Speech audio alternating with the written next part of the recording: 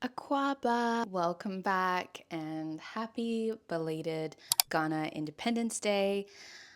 Honestly, I didn't know exactly how this video was going to come together, but I wanted to approach this conversation from maybe the angle of tokenism in youth spaces. And I'm recording. I have worked in youth spaces. I am really passionate about youth empowerment. And so this video is one that I want to center the youth. Let's start by talking about youth washing and whether or not we as young people are taken seriously, and potentially explore explore the idea that we're potentially used to further others' agendas. I want to give a definition of youth washing that's from my understanding, which is that it's connected to the climate justice related term greenwashing, the specific youth focused angle where anyone or any institution that on the surface appears to care about empowering young people and making changes that affect us and the future in positive ways, but behind the facade are not actually committed to truly involving youth in decision making or taking action on youth positive policies. There was an article published on Youthtopia which asks the question, are we being taken seriously or are we stuck at being only inspirational? Applause means nothing if there is no action. We do not need more panels or photos. We don't want more cops or reports. We want action. I had the opportunity to attend the biggest multilateral forum I have in my life, the G20 Youth Summit. And attending that forum, which honestly was very generous, we were supported in terms of our flights, we were supported in terms of our accommodation, and it was honestly a very enriching experience. But it also gave me the space as well to reflect on my own youth engaged practice and some of the things I've observed on the ground over these many years that I've been in the space as a young person myself. In a separate article by Think House, which is titled Youthwashing is Dead, I really liked the way that they looked at youth washing, which they write it has evolved to include the superficial adoption of youth culture, values, language, or aesthetics to mask inauthenticity or distract from a lack of meaningful connection with young audiences. And then they give this example of hiring one Gen Z face for a campaign while keeping leadership teams homogenous and youth free. I want to revisit the point that was made in a prior video where we chatted about how the development sector can cause damage where it is short-term focused and unsustainably financed and organized by external bodies which hold all the power. Because the development sector does target young people as one of the cohorts they seek to supposedly empower. But the truth is, this isn't always the case. And part of the agenda of these stakeholders is about being seen to be doing the right thing by young people, when in fact, youth programs or strategies are tick box exercises with tokenistic overtures that miss the mark. Thinkhouse writes, it is no longer enough to look youthful or tap into Gen Z tropes. This generation sees through it, and more importantly, they reject it. The article goes on to really drive this home by describing how we as young people, particularly Gen Z, are a cultural cohort that's incredibly perceptive, inherently skeptical, and often ruthless when it comes to calling out disingenuous efforts. I think this whole issue of youth washing, however, does highlight to us something important to recognize, that we as youth are more than a group of people to be taken advantage of and more than a group of people who are merely vulnerable and beholden to these predatory practices. We actually are a market that companies, government, and multilateral institutions and non-profit organizations rely on and profit from. ThinkHouse quotes a stat from a study by BBDO and Snapchat that 60% of global Gen Zers said they only purchase items from brands whose values they agree with. And so there are things that we as young people are doing and can do that place us in positions of influence for the better, even if it's as simple as where we cast our vote, how we spend our dollar, and how we use whatever leverage we have. There's even a further layer to this because when I say we as young people, we are not all the same. ThinkHouse picks up on this, stating avoiding youth washing also means recognizing that youth is not one homogenous block. It's fractured, diverse, hyper niche, and constantly shifting. Brands that win the future, or organizations, will be those that embrace complexity, cultivate long-term relationships, and create space for multiple youth voices to shape their identity over time. This is really noticeable in multilateral forums, and you can check out the series I made on attending the G20 Youth Summit in Johannesburg last year in South Africa, because I kind of spoke to this a bit. There are so many youth opportunities that are out there, but it takes a certain privilege or level of social capital to make it inside the rooms that are seen as influential. So even when we hear about programs and opportunities that empower young people, there is the question of what kind of young people, and are all young people truly welcomed, included, and valued in these spaces? For example, I think a lot more inclusion needs to happen of youth not in employment, education, or training. We're going to dive into something a bit more juicy, and that is a particular symptom of youth washing, which is unfair or unequal treatment of youth, students, young professionals. I hadn't heard the term anti-youth ageism before, but in a research paper, I read the definition, which is a system of oppression that encompasses negative stereotypes, prejudices, and discrimination against adolescents and youth that uphold power hierarchies and marginalize young people based on their age. And the paper points to the experiences young people have had because of anti-youth ageism, whether in employment, education, or otherwise.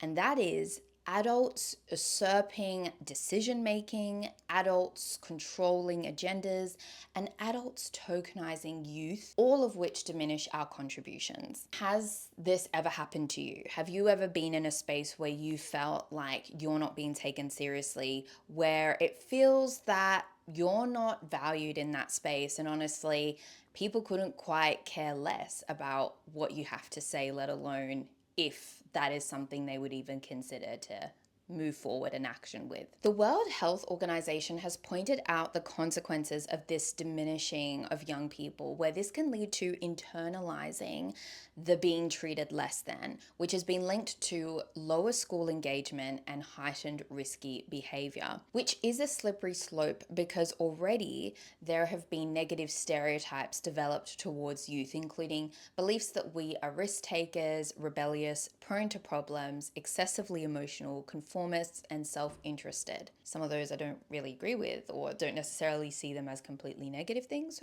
but that's what's said. The paper also names some of what happens when we encounter anti-youth ageism.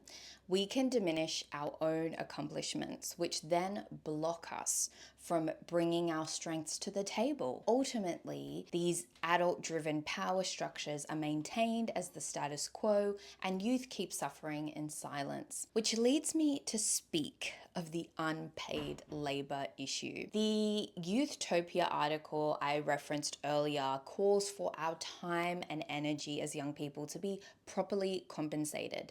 But you and I both know that that is not always, and even rarely, the case. When it comes to engagement with young people, we need to talk about the exploitative nature and direction that that engagement can take.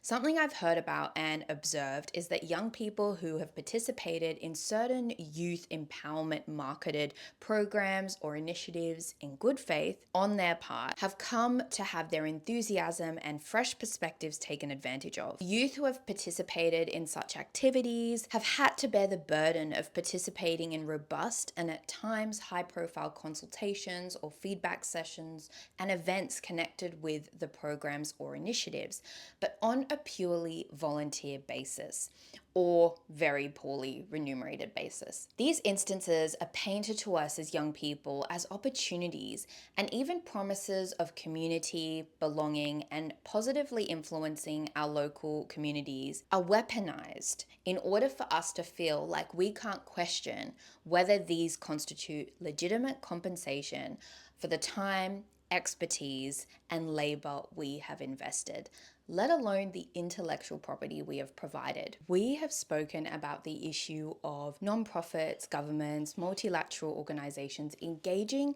with marginalized groups on a short-term basis, and the dependencies and unhealthy consequences that that can produce.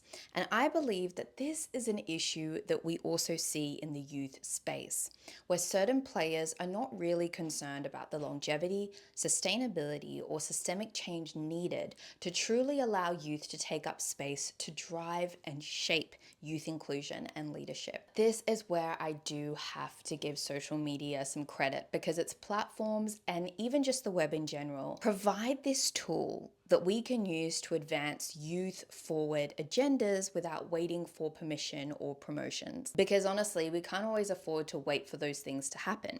The causes we care about, the opportunities we want to tap into, the people we want to access and learn from depend on us as young people stepping out, being bold, and using the negative stereotypes about our generation to our advantage. We are willing to take calculated risks for bigger impact. We are willing to rebel against social norms that hold us back. We are emotionally intelligent, socially aware, and have the fire and energy that we can back up with action while mobilizing communities globally. Finally, I want to talk about the importance and power of intergenerational relationships. Reverse mentoring was a term I hadn't heard before, but I came across it through Think House, whose article I've been referencing quite a bit in this video. And I think this is a great term that at the least acknowledges the knowledge exchange that is so valuable, so impactful when younger and elder generations not just come together, but are willing to learn from each other, listen to each other,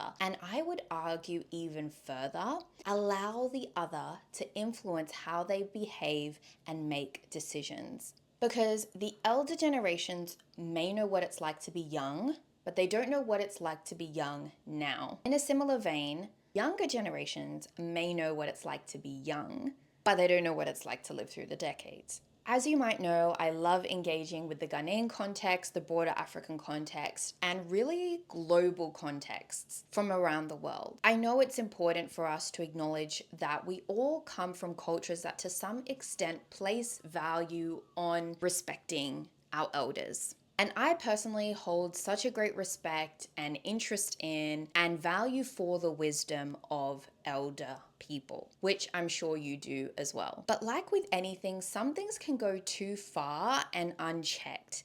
And I don't subscribe to the idea that we absolutely, under no circumstances, can challenge authority because it's seen as disrespecting our elders. Honestly, it can be so scary and honestly impossible, and I would even say taboo in some of the contexts that I'm in to actually challenge an elder person, even if you try to do it respectfully. But there are definitely spaces like politics, public and private institutions and organizations, workplaces, where we need to be willing as young people to shake things up a little bit and allow our creativity, innovation, and resourcefulness to shine and be valued.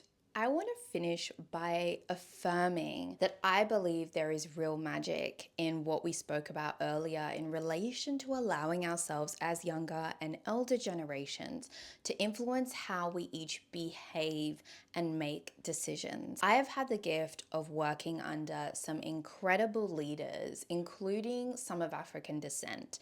And I can wholeheartedly say that they are truly committed to young people leading and being really valuable and influential advisors to them in our communities and in our world, and not just token members of the workplace. They have had a truly invaluable impact on my confidence and my resolve to not lose hope and to keep driving the change I wish to be part of. And this is for a few reasons. I think the big one is connection. As mentors and even sponsors, they have taken the time to share with me and others who they are beyond just the leader, the person that we report to. And they allow themselves to come across as an actual human who is able to admit when they don't know the answer, or admit when they are concerned about how a particular issue is going to be resolved. Of course, they usually navigate it with such grace, but there's something that's just so approachable and accessible about them that gives you the opportunity to connect beyond just the targets and workflows. The second thing is trust. Like we mentioned earlier, there can be negative stereotypes that people who are elder to us might hold toward us as a younger generation. And this can manifest in anti-youth behavior, limiting our opportunities, excluding us from important conversations, neglecting our potential for growth, making ageist remarks,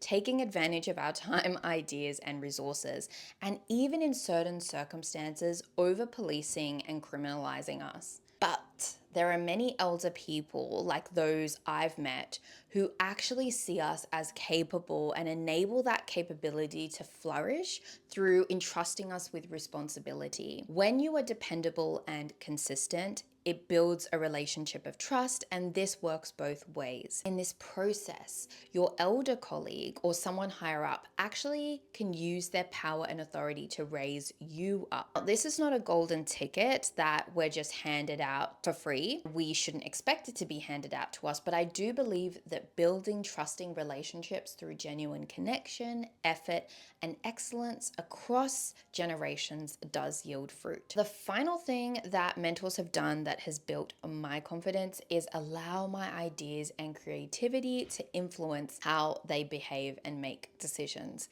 And honestly, that is truly reassuring and heartening when they want to know what you think and they actually seek out your opinion and you to weigh in on something of importance to them and the organization. This is a beautiful note to end the video on. In the comments, I would love to hear about how intergenerational relationships have shaped you and your career, and what you think about the young people in our societies. Do you think we are valued? In what areas do you see us being exploited or overlooked? How are you as a young person or elder person empowered yourself or empowering the young people around you?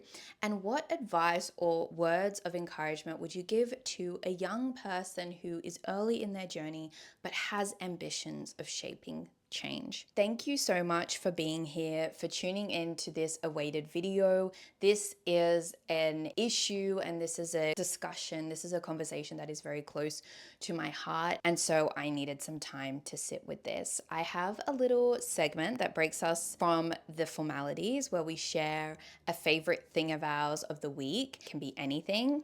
For me, it was technically a thing from last week. I received a very exciting invitation to something happening very soon.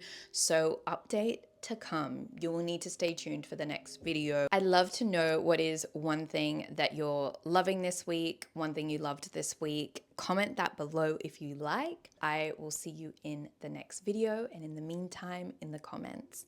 Madasipa, Yabeshia. I'm really, really, really grateful.